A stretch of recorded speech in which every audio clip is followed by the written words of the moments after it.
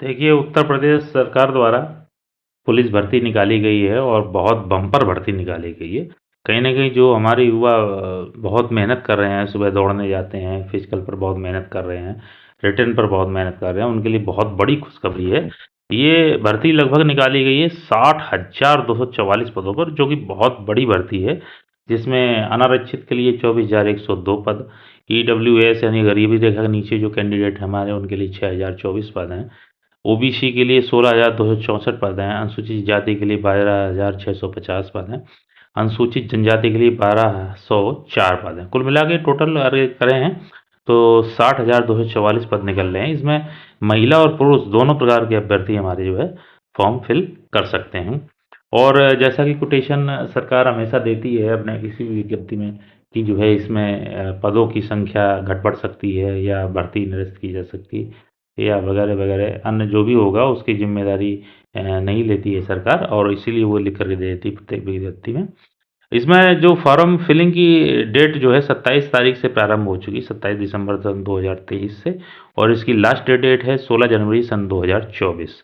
यदि आपको फॉर्म में संशोधन करना है तो आप 18 जनवरी सन 2024 तक इसका संशोधन कर सकते हैं। इसका शुल्क 400 रुपये मात्र रखा गया है। और अगर शैक्षिक अर्हताओं में या राष्ट्रीयता में बात करें, अर्हताओं में बात करें, तो भाई वो तो कॉमन सी बात है, भारतीय नागरिक होना चाहिए और तिब्बत वगैरह कायदे 1962 से पूर्व जो है यहाँ पर बसना चाहिए। बहुत सारी चीज़ें हैं, इसमें कोई बड़ा इतना बड़ा इश्यू नहीं है। बहुत कम लोग उधर के फार्म ही डालते हैं इधर। और 10वीं 12वीं की मान्यता, जो मान्यता प्राप्त बोर्ड हो, उससे आपका सर्टिफिकेट कोर्स होना चाहिए। इसमें नोट करने वाली बात ये है, जो बच्चे अभी इंटर के पेपर दे रहे हैं, एपिडेड हैं या अपेयरिंग हैं, वो लोग इसके लिए पात्र नहीं होंगे। आपको भर्ती के पहले जब फॉर्म फिलिंग करेंगे तो आपको हाई स्कूल या इंटर से रिलेटेड जो भी डॉक्यूमेंट्स हैं वो आपको आपके पास होने चाहिए। तो अपेयरिंग कैंडिडेट्स के लिए ये बुरी खबर है, लेकिन आगे तैयार रहें, वो आगे मौके उनको मिलेंगे। आवेदन पत्र में प्रदर्शित शैक्षिक की यथार्थता, शुद्धता एवं समकक्षता को सिद्ध करने के लिए अभिलेखीय साक्ष्य प्रस्तुत करने का दायित्व अभ्यर्थी का होगा। इस संबंध में बोर्ड का निर्णय अंतिम होगा। अब आते हैं हम लोग आयु पर। तो पुरुष अभ्यर्थी जो होगा उसकी आयु 18 वर्ष हो जानी चाहिए 1/7 सन 2023 को, यानी कि जुलाई 1 को वो 18 वर्ष का हो चुका हो और 22 वर्ष की आयु प्राप्त ना की हो। अर्थात अभ्यर्थी की जन्म 2 जुलाई सन 2001 से पूर्व और 1 जुलाई 2005 का नहीं होना चाहिए। आप अपनी डेट ऑफ बर्थ इससे ट्रैक कर लें, ट्रेस कर लें, मिलान कर लें। यदि आप इस आयु वर्ग के बीच में आते हैं तो आप फॉर्म भरने के लिए पात्र हैं। महिला अभ्यर्थी के लिए भी सेम यही बात कही गई। अभ्यर्थनी का जन्म 2 जुलाई सन 1998 से पूर्व और 1 जुलाई सन 2005 का नहीं होना चाहिए। यदि ऐसे अभ्यर्थी जो इन आयु वर्गों के बीच में आते हैं, चाहे वो पुरुष हो चाहे महिला हो, वो फॉर्म भरने के लिए तैयार रहें। परंतु जो पिछड़ा वर्ग है, अनुसूचित जातियाँ हैं, अनुसूचित जनजातियाँ हैं और ऐसी अन्य श्रेणियों के अभ्यर्थी, लेकिन वो उत्तर प्रदेश के मूल निवासी हों, के लिए अधिकतम आयु सीमा में छूट एतदर्थ प्रवर्तन शासनादेशों में निहित प्रावधानों के अनुसार अनुमन्य होगी।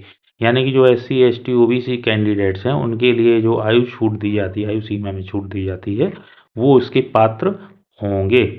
अभ्यर्थी का चरित्र उत्तम होना चाहिए। ये तो बहुत ही हर भर्ती में निकलता है। टिप्पणी इसमें एक महत्वपूर्ण है। संघ सरकार या किसी राज्य सरकार या किसी स्थानीय प्राधिकारी द्वारा या संघ सरकार या किसी राज्य सरकार के स्वामित्वाधीन या नियंत्रणाधीन किसी निगम या निकाय द्वारा प्रतिष्ठित व्यक्ति सेवा में किसी पद पर नियुक्ति के लिए पात्र नहीं होंगे। नैतिक अधमता के किसी अपराध के लिए दोषित व्यक्ति भी सेवा में किसी पद पर नियुक्ति के लिए पात्र नहीं होंगे। यानी कि आपका रिकॉर्ड अच्छा होना चाहिए, किसी थाने, कचहरी, कोर्ट में कोई केस या कोई FIR वगैरह नहीं होनी चाहिए। अब आते हैं वैवाहिक स्थिति पे। नियुक्ति के लिए ऐसा पुरुष भर्ती पात्र नहीं होगा जिसकी एक से अधिक पत्नियां हों। ये हर भर्ती में निकलता है, एक से अधिक पत्नियों वाले पात्र नहीं होंगे। परंतु सरकार किसी व्यक्ति को इस नियम के प्रवर्तन से छूट दे सकती है यदि उसका समाधान हो जाए कि ऐसा करने के लिए विशेष कारण विद्यमान है। यदि कोई अभ्यर्थी द्विविवाह अथवा बहुविवाह करने का दोषी पाया जाता है तो उसके विरुद्ध विधिक कार्रवाई की जा सकती है। भर्ती प्रक्रिया के किसी भी स्तर पर उसका अभ्यर्थन व चयन निरस्त किया जा सकता है, उसे अन्य भर्ती प्रक्रिया से भी प्रतिवारित डिबार किया जा सकता है। शारीरिक स्वस्थता की यदि बात करें, किसी अभ्यर्थी की सेवा में किसी पद पर तब तक नियुक्त नहीं किया जाएगा कि जब तक कि मानसिक और शारीरिक दृष्टि से उसका स्वास्थ्य अच्छा ना हो और वह किसी ऐसे शारीरिक दोष से मुक्त ना हो जिससे उसे अन्य कर्तव्यों का दक्षतापूर्ण पूर्वक पालन करने में बाधा पड़ने की संभावना हो। अर्थात कुल मिलाकर के वो फिजिकली और मेंटली फिट होना चाहिए पुलिस भर्ती के लिए। उत्तर प्रदेश पुलिस आरक्षी तथा मुख्य आरक्षी सेवा नियमावली 2015 यथा संशोधित के नियम 6 के अनुसार शारीरिक रूप से विकलांग व्यक्ति पुलिस सेवाओं के लिए अर्ह नहीं होंगे। भर्ती की प्रक्रिया के बारे में यदि चर्चा करें, यह चयन उत्तर प्रदेश पुलिस आरक्षी तथा मुख्य आरक्षी सेवा नियमावली 2015 यथा संशोधित उत्तर प्रदेश पुलिस आरक्षी तथा मुख्य आरक्षी सेवा प्रथम संशोधन नियमावली 2017 के अधीन किया जाएगा। यह नियमावली बोर्ड की वेबसाइट जो कि दी गई uppbpb.gov.in पर अभ्यर्थियों के अवलोकन हेतु उपलब्ध है। लिखित परीक्षा की यदि बात करें, लिखित परीक्षा 300 अंकों की होगी, वो भी वस्तुनिष्ठ यानी ऑप्शनल होगा और समय 2 घंटे दिया जाएगा। 4 विषय इसमें दिए जाएंगे: सामान्य ज्ञान, सामान्य हिंदी, संख्यात्मक एवं मानसिक योग्यता तथा मानसिक अभिरुचि और बुद्धिदीप्ति एवं तार्किक क्षमता।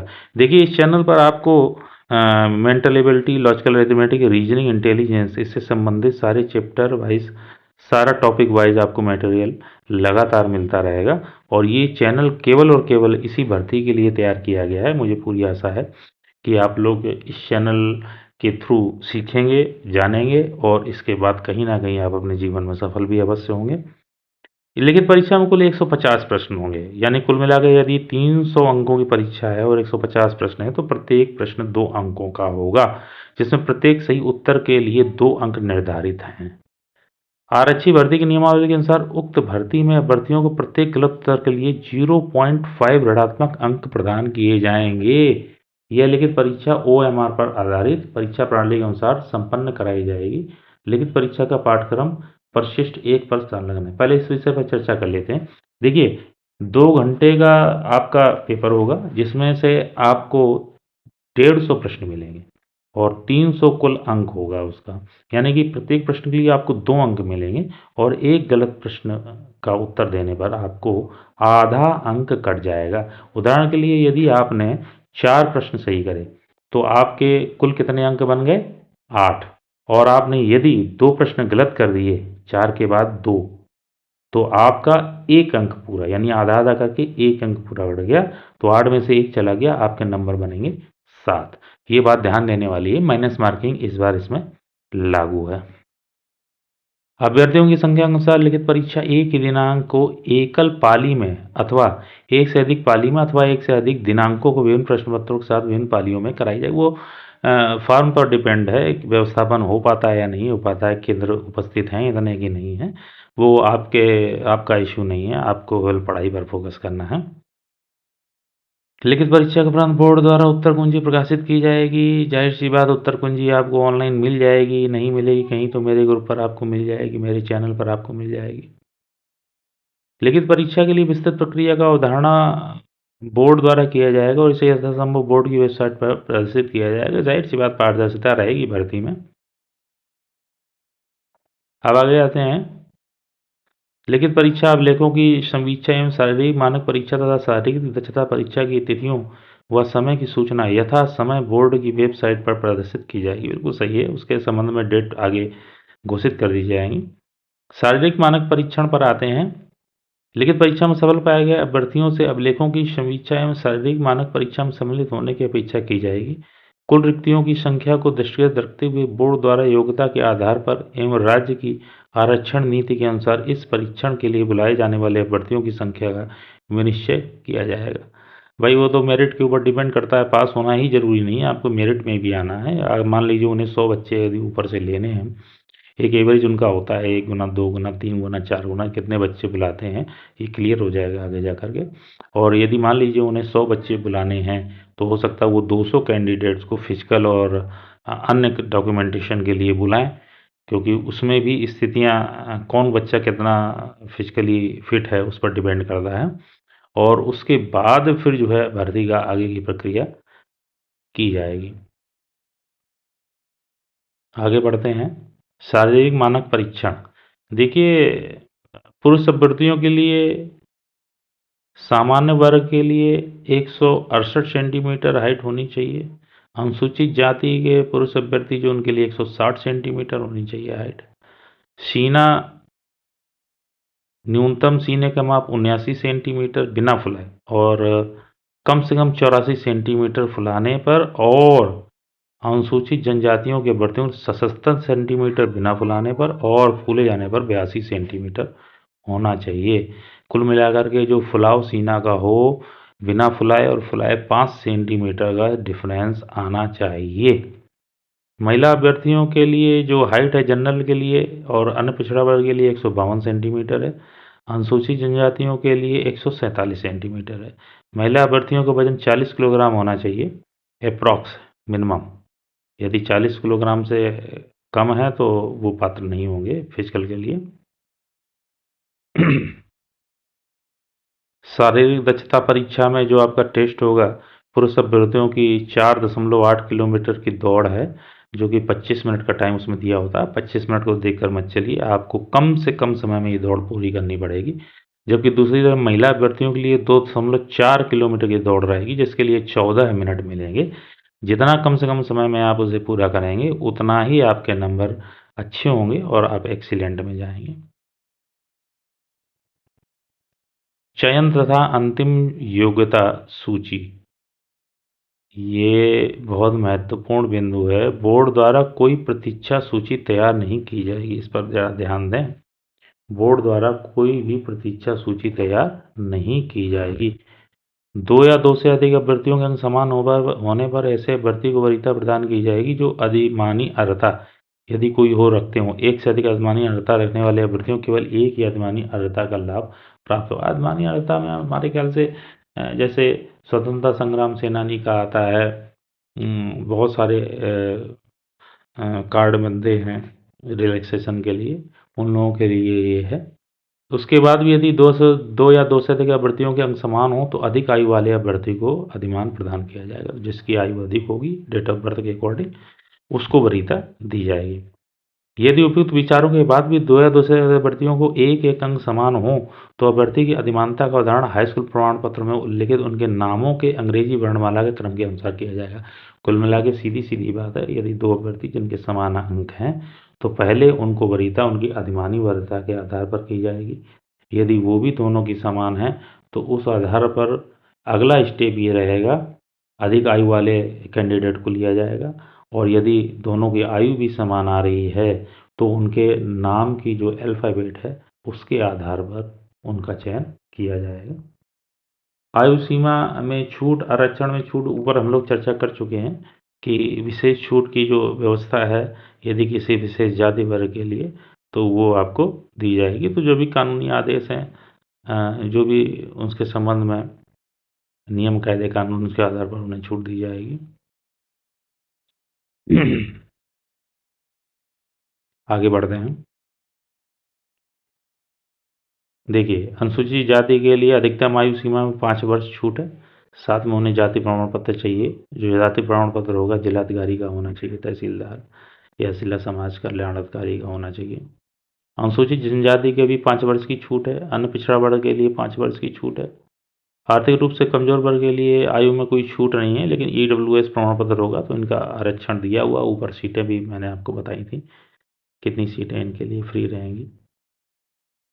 स्वतंत्रता संग्राम सेनानी, यदि किसी के पास कार्ड है अधिमानी दर्जा में, तो उनके लिए आपका प्रमाण पत्र होना चाहिए जिलाधिकारी द्वारा मान्य। भूतपूर्व सैनिक का होना चाहिए। 3 वर्ष की छूट भी दे रखी भूतपूर्व सैनिक को है। होमगार्ड जो पुरुष हैं उनके लिए होमगार्ड्स में 3 वर्ष या अधिक की निरंतर सेवा का प्रमाण पत्र होना चाहिए, और ये प्रमाण पत्र जिला कमांडेंट होमगार्ड द्वारा पारित होना चाहिए। महिला कैंडिडेट के लिए ऐसी कोई छूट का प्रावधान इसमें दिखाई नहीं पड़ता है।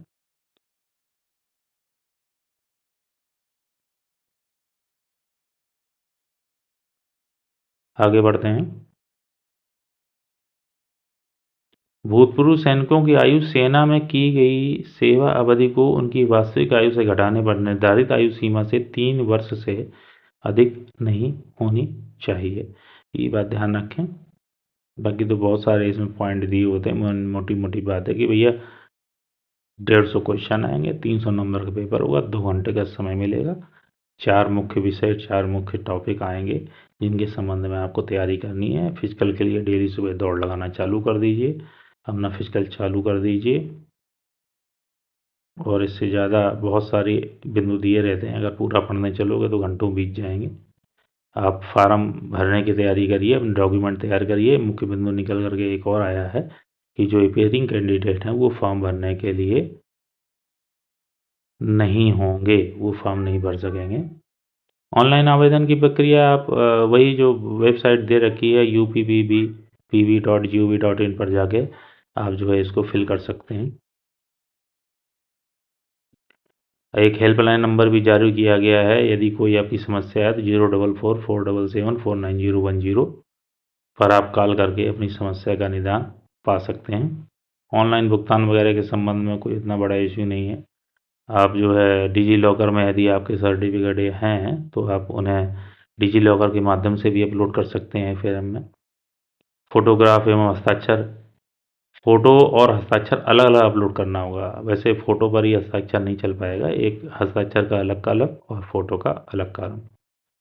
इसका फ़ोटो का आकार भी दिया गया है, 20 KB मिनिमम होनी चाहिए और एकदम 50 KB। हस्ताक्षर न्यूनतम 5 KB का और अधिकतम 20 KB का होना चाहिए।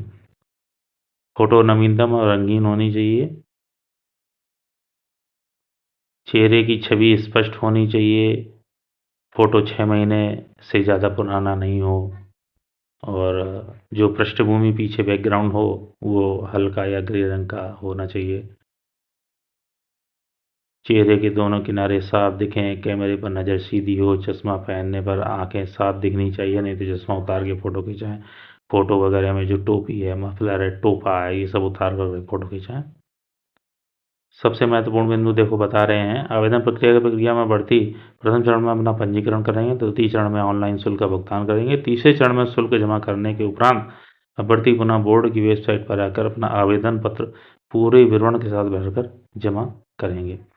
अभ्यर्थीगण को निर्देश दिए जाते हैं कि उनके द्वारा केवल एक ही आवेदन पत्र भरा जाए। यदि किसी अभ्यर्थी द्वारा एक से अधिक आवेदन किया जाता है तो उसके द्वारा अंतिम सबमिट किया गया आवेदन ही स्वीकार होगा। ये बात ध्यान रखें, एक से अधिक आवेदन करने पर आपकी फीस भी चला जाएगी और उसके बाद आपको कोई उसका फ़ायदा भी नहीं मिलेगा।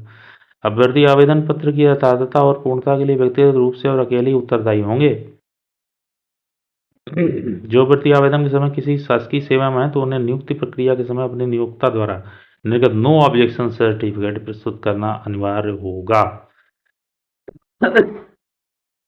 किसी सेवारत अभ्यर्थी की फोटो में कोई वर्दी धारित नहीं होनी चाहिए।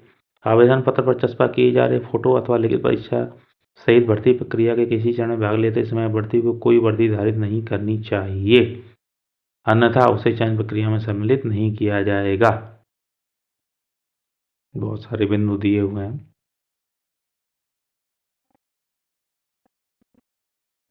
आगे बढ़ते हैं।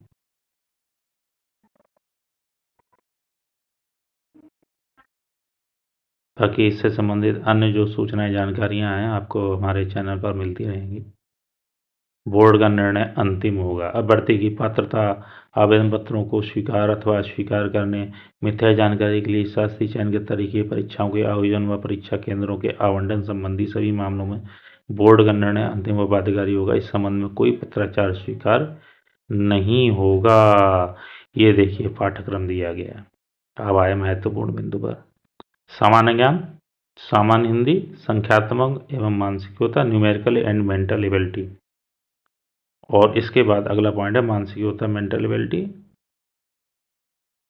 और मानसिक अभिरुचि, बुद्धिलब्धि एवं तार्किक क्षमता, mental aptitude, IQ and reasoning ability. ये 4 जो है मुख्य विषय रहेंगे जो आपके इन पेपरों में आएंगे और इसको समझना चाहिए।